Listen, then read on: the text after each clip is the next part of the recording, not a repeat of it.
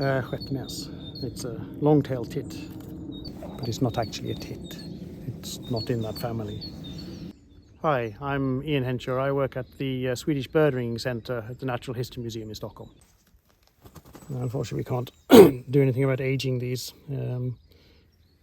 They change their entire plumage. There's no difference between birds that were hatched last year and older birds. So we can't say what sex it is at this time of year either. Ringing is a really good way to monitor bird populations. We can get different information, if you like, from bird ringing than we can by just surveying birds, going out and counting. So we can gather information on the reproduction of the population, survival, movements, migratory movements, if species are changing where they normally would breed due to climate change, for example.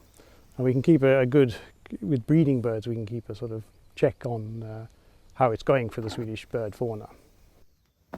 About 2/3 of the Swedish breeding birds or bird fauna migrate during the winter, and very many of them go to Western Europe, further south in Europe.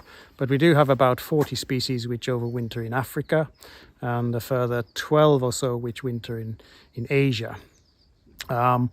So we have through ringing, we do have good information that we know some very common species, they winter south of the Sahara Desert, in some cases South Africa. But we've also had 2 species turn up in South America, an Arctic skua, which was found in Brazil, and also a very strange recovery of an Arctic tern, which was found inland in South America in Bolivia, and was found sort of sick and weak, and was taken into care but died. So that's probably one of the most odd recoveries we actually have.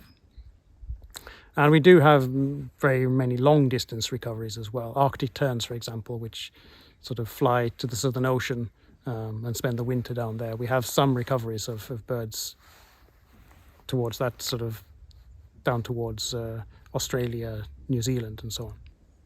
And here we have a long-tailed tit which has just gotten a ring, and we can now let it go. So